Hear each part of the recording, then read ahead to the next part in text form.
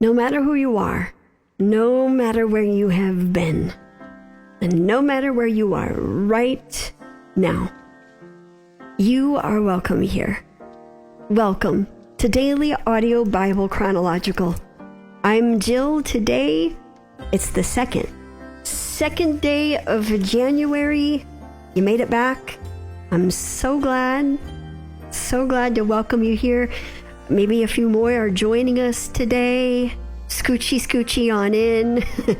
You can take your shoes off. You can keep them on. Take your coat off. Keep it on. Whatever you want to do. I'm just so glad that you are here. And there's a community of people that are glad that you are here too. Some have been here a really long time. Some just got here themselves. And some of you are just showing up for the first time. Welcome. I'm so glad that you are making the Bible a part of your daily life in this way today. One day. This moment. This is all we have. And it's enough. Yesterday I asked you just to be here. Be present. Because there's a lot to unload, a lot to unpack. And we offer just some little tips and tools of how to make this the most successful way that you can do this. Let me rephrase that all over again. We came up with a few tips and tools to help you through your journey as you listen to the Bible. And if I give them to you all at once, they will for sure bombard you, and we do not want to bombard you. So yesterday I just wanted you to be. Today I want you to understand that you're going to do this journey imperfectly. Like you're going to get it so right until you don't. Because imperfectly is how we go about everything in life. If you fall off, if circumstances arise, if you just don't have time, you lose your way, you lose your gumption, you lose your ambition, it's okay. We have all been there. What we don't want you to do is get so lost that you just abandon ship altogether. We want you to just get up right where you're at and listen for that day. And then if you have time to go back, you can and catch up. But to start where you are today, not where you fell off, but start where you are today. That will help you get back on track. You won't feel like a failure, and you won't have messed anything up if you just begin again.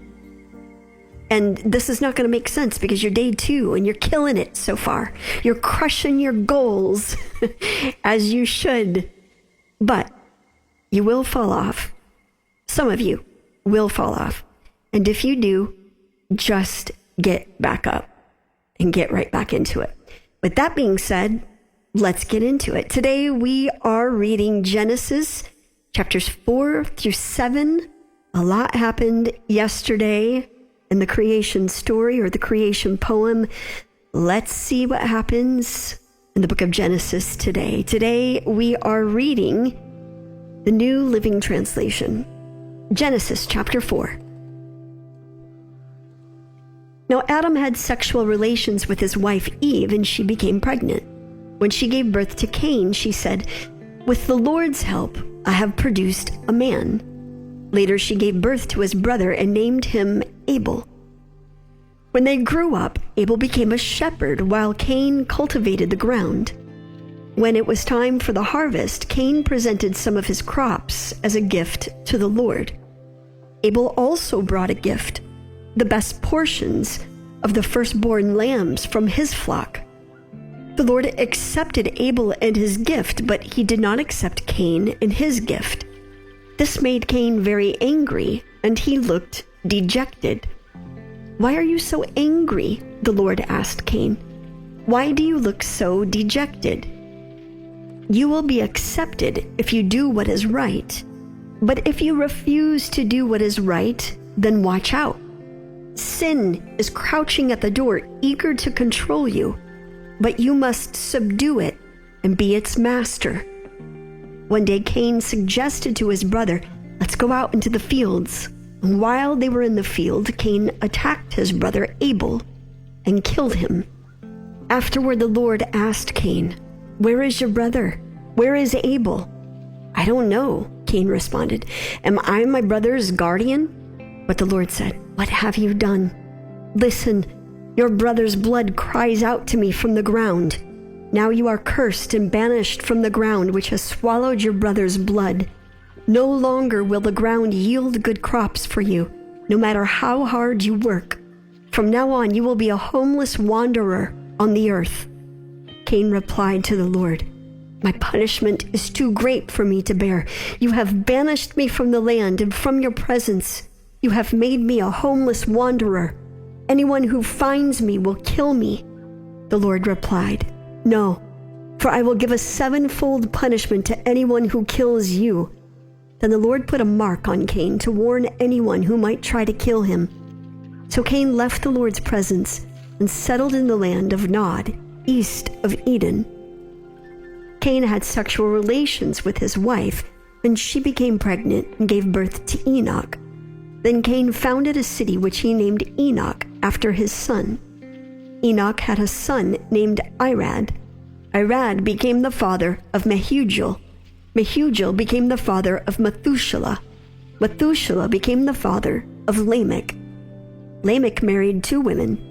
The first was named Ada, and the second was Zillah. Ada gave birth to Jabal, who was the first of those who raise livestock and live in tents. His brother's name was Jubal, the first of all who play the harp and flute. Lamech's other wife, Zillah, gave birth to a son named Tubal-Cain. He became an expert in forging tools of bronze and iron. Tubal-Cain had a sister named Naamah. One day Lamech said to his wives, "Ada and Zillah, hear my voice. Listen to me, you wives of Lamech. I have killed a man who attacked me, a young man who wounded me. If someone who kills Cain is punished 7 times, then the one who kills me will be punished 77 times. Adam had sexual relations with his wife again, and she gave birth to another son. She named him Seth, for she said, "God has granted me another son in place of Abel, whom Cain killed." When Seth grew up, he had a son and named him Enosh. At that time, people first began to worship the Lord by name. This is the written account of the descendants of Adam. When God created human beings, he made them to be like himself. He created them male and female, and he blessed them and called them human.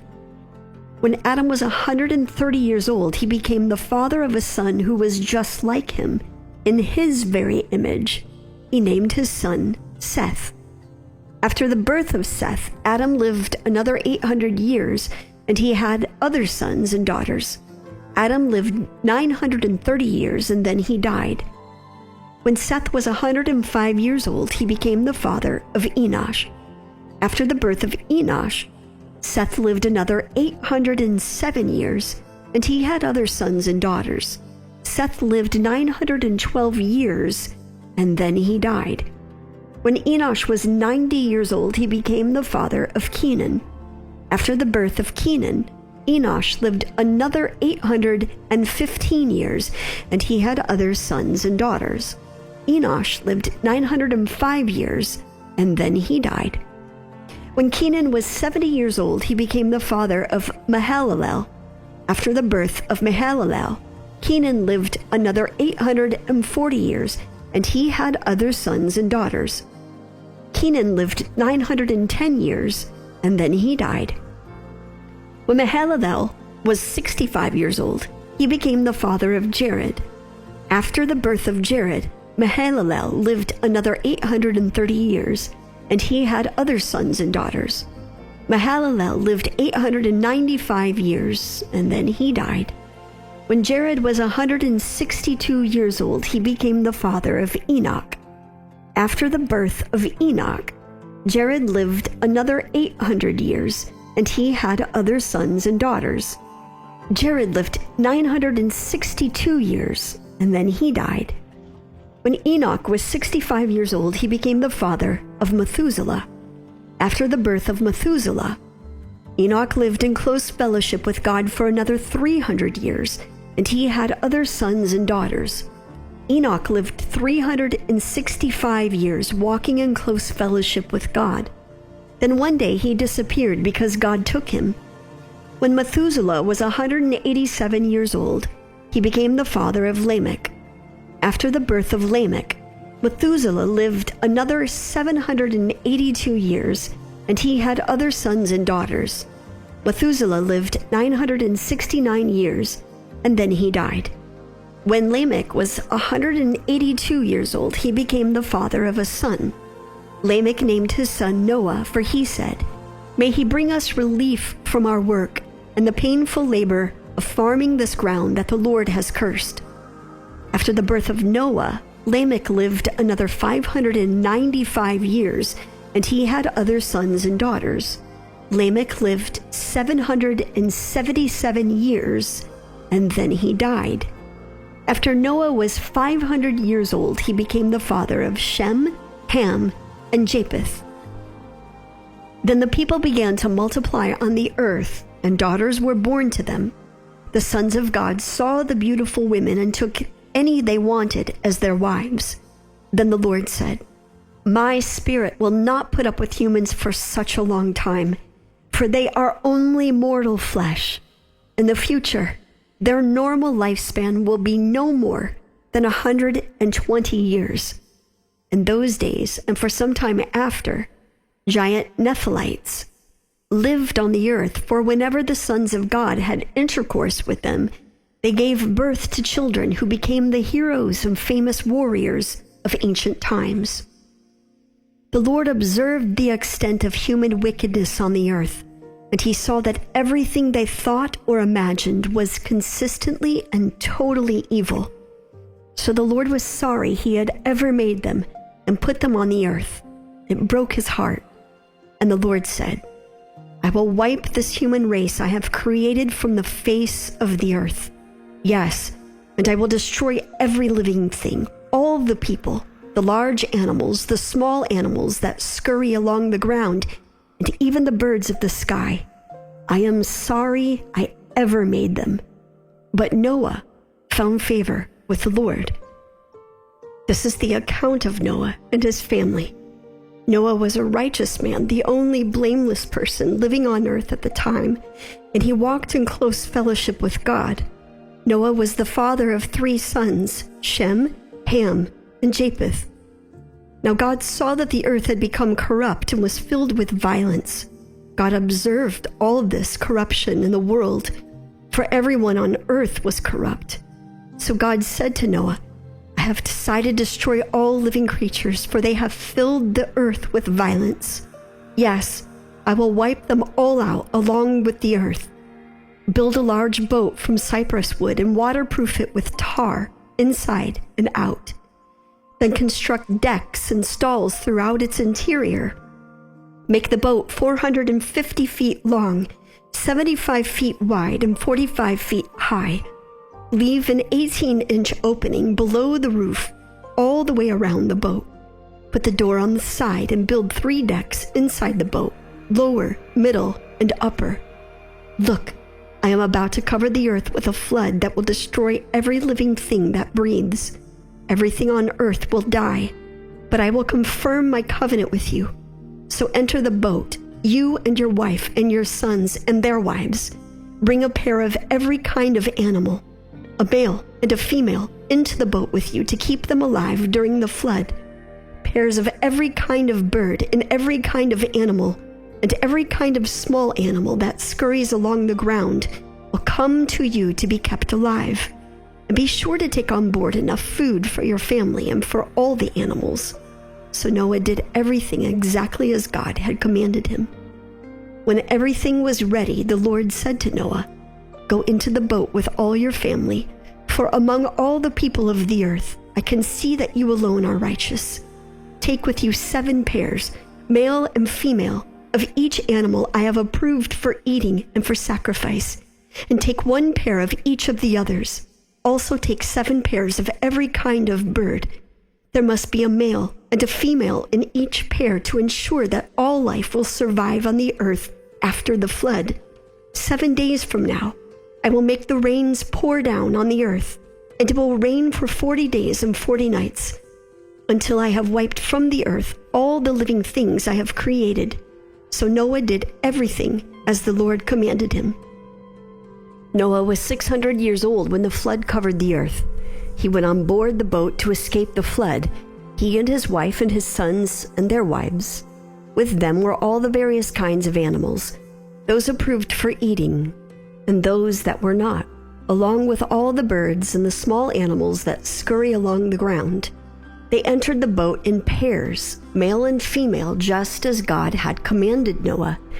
After 7 days, the waters of the flood came and covered the earth. When Noah was 600 years old, on the 17th day of the 2nd month, all the underground waters erupted from the earth, and the rain fell in mighty torrents from the sky.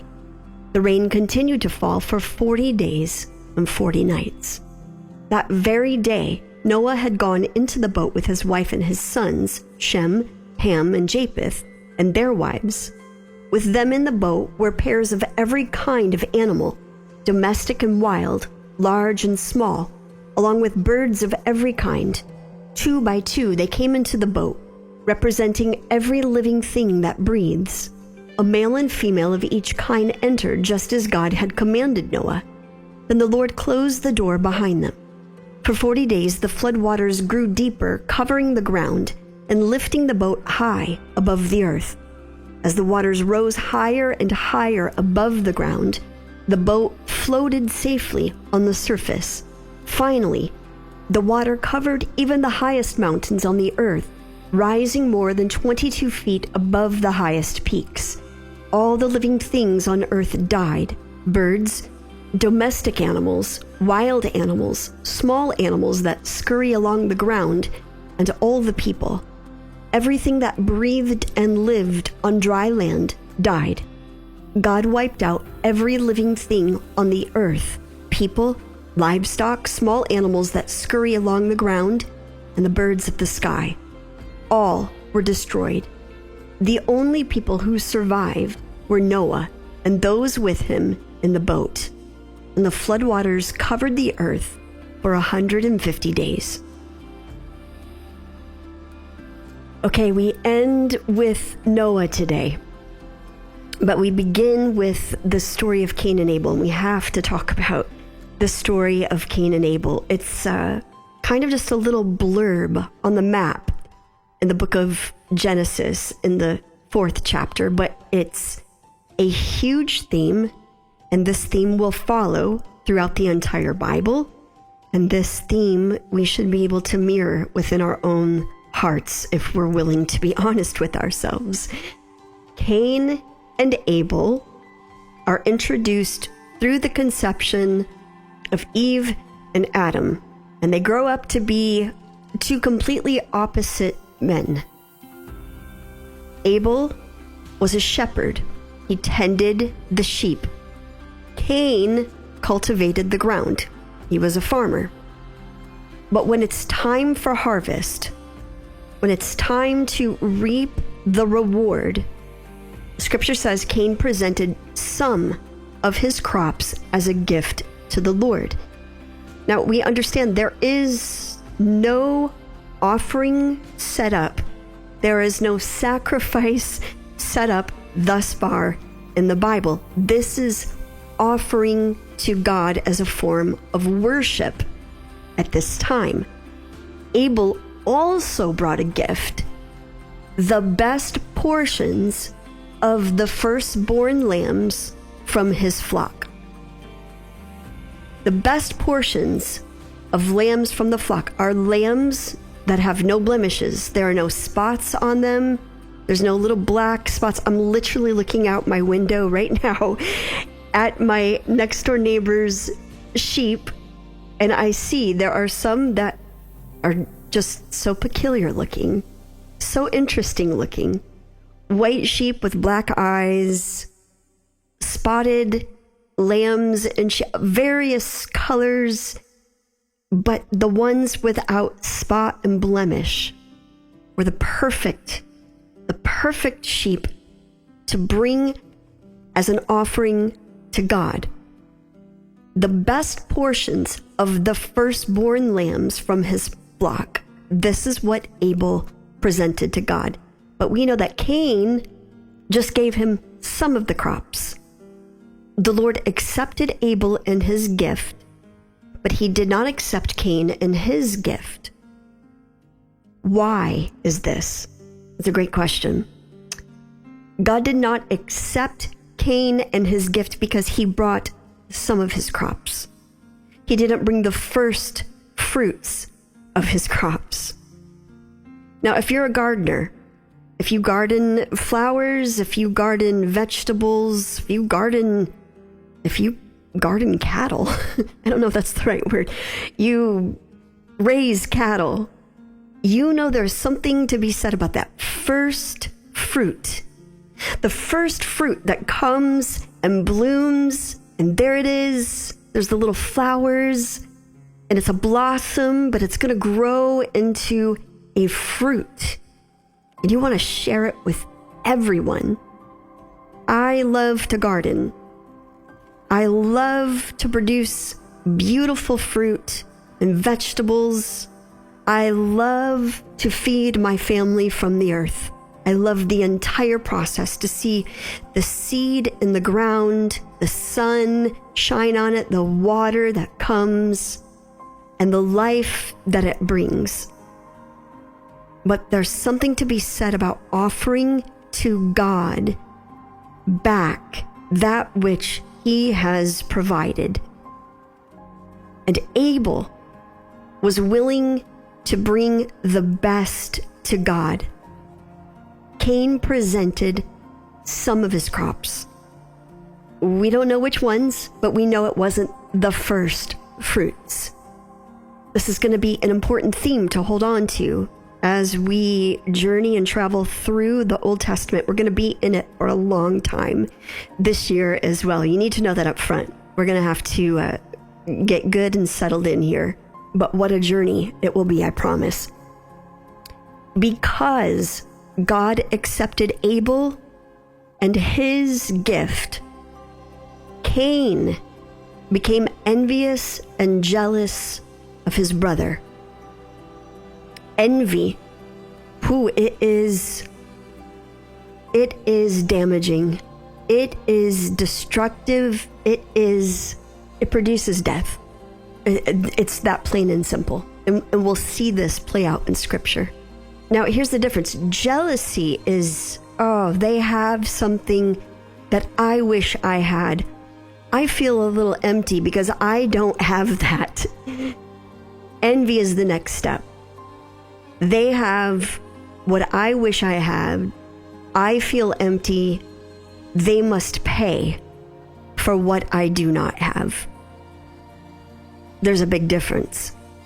And we often fail to realize how much we reach for envy.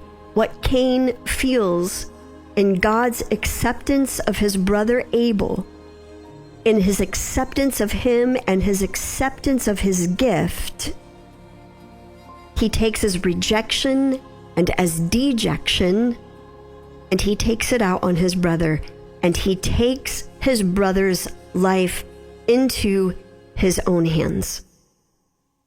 What we see is that God deals with Cain directly. There is a consequence for his action, just as there was a consequence to the disobedience of Adam and Eve in the garden. God tells Cain, "Your brother's blood cries out to me from the ground. You are cursed and banished from the ground, which has swallowed your brother's blood. No longer will the ground yield good crops for you, no matter how hard you work. From now on, you will be a homeless wanderer on the earth." And Cain expresses his distress. God could have just taken Cain He could have just taken his life. He could have got justice